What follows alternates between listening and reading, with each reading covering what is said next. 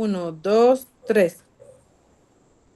En este video vamos a presentar el mapa del conflicto correspondiente al caso Toma del Parque Nacional en Bogotá en el año 2021 por comunidades indígenas en Vera. A continuación analizaremos el contexto, las causas, las partes involucradas, los impactos y nuestra postura frente a este conflicto de acuerdo con lo visto en clase. Este conflicto se origina a partir del desplazamiento forzado que sufrieron comunidades indígenas en Vera, provenientes principalmente del Chocó y Risaralda, debido a la violencia armada, la minería ilegal y el abandono estatal. Desde septiembre de 2021, estas comunidades ocuparon el Parque Nacional en Bogotá como forma de protesta, denunciando la falta de garantías para un retorno seguro y condiciones dignas de vida, lo que derivó en una grave crisis humanitaria. Las principales personas involucradas son las comunidades indígenas en Vera, en su mayoría niños, niñas y mujeres, quienes se encontraron en una situación de alta vulnerabilidad. También hacen parte del conflicto las entidades del Estado, tanto a nivel distrital como nacional, encargadas de garantizar derechos, y los habitantes vecinos del Parque Nacional, quienes se vieron afectados por la ocupación. Bueno, en cuanto a los objetivos que se planteó en esta situación del conflicto como tal, se visualizó que había mucho desplazamiento, que se exigían retornos que fueran seguros para las personas, que se generaran condiciones dignas de vivienda y salud.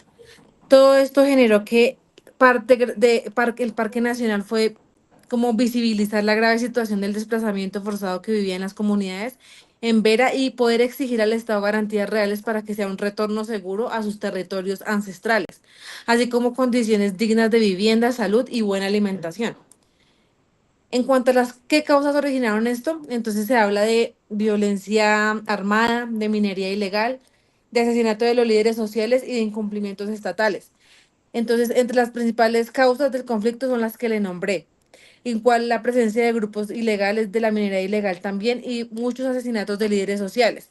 A esto se le suma incumplimientos del Estado en los acuerdos de protección y atención a las comunidades que fueron desplazadas. En cuanto a las dimensiones del conflicto que se habla en este tema, se habla que la dimensión del conflicto es principalmente humanitaria, ya que cientos de familias, incluidos muchos niños, vivieron en condiciones indignas, sin carpas ni servicios básicos. Además, todo esto tuvo una dimensión urbana y administrativa al afectar el espacio público y generar costos económicos para el mismo distrito. En cuanto a intensidad del conflicto, entonces acá se habla que la intensidad del conflicto fue muy alta, ya que se presentaron casos de desnutrición, enfermedades como tuberculosis y sífilis e incluso la muerte de menores de edad. Todo esto generó que se evidenciaran problemas de control interno dentro de la comunidad, lo que agravó aún más esta situación. Em, el alcance del conflicto fue de tema humanitario y social, ambiental, patrimonio y también afectación a los vecinos de donde estaban estas comunidades. Entonces, de acuerdo a lo que les comentaba, esto generó mucha inseguridad de los vecinos y los habitantes de estos lugares. El conflicto tuvo un amplio alcance en lo humanitario y lo social, afectó a más de 1.600 personas. En lo ambiental se registraron deterioros del parque, mucha tala de árboles y malas disposiciones de residuos. También impactó a la convivencia con los vecinos del sector y el patrimonio ambiental de la ciudad. Todo esto generó mucha incomodidad a los vecinos porque pues digamos que la gente en ese momento no fue empática con las personas que estaban llevando a cabo este sufrimiento, que fueron desplazadas, que les tocó llegar allí no porque quisieron, sino porque les tocó.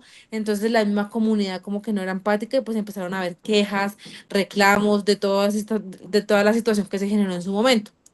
En cuanto a efectos y el estado actual de esta situación, entonces, bueno, digamos que acá el efecto principal del conflicto generó mucha presión política y administrativa sobre la alcaldía de Bogotá, obligándola a implementar planes de reubicación y albergues que fueron temporales.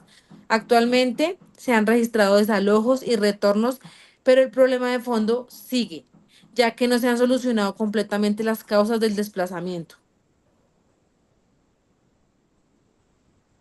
Ya para finalizar, es muy importante, digamos, que nuestro concepto personal con todo lo que hemos aprendido en la clase, en esta clase, en cuanto al conflicto, ¿verdad? Digamos que todo esto que estamos hablando generó que la misma comunidad exigiera que se dieran retornos con garantías reales, no falsas, porque muchas veces se les hablaba de retornos seguros, pero nunca fue así.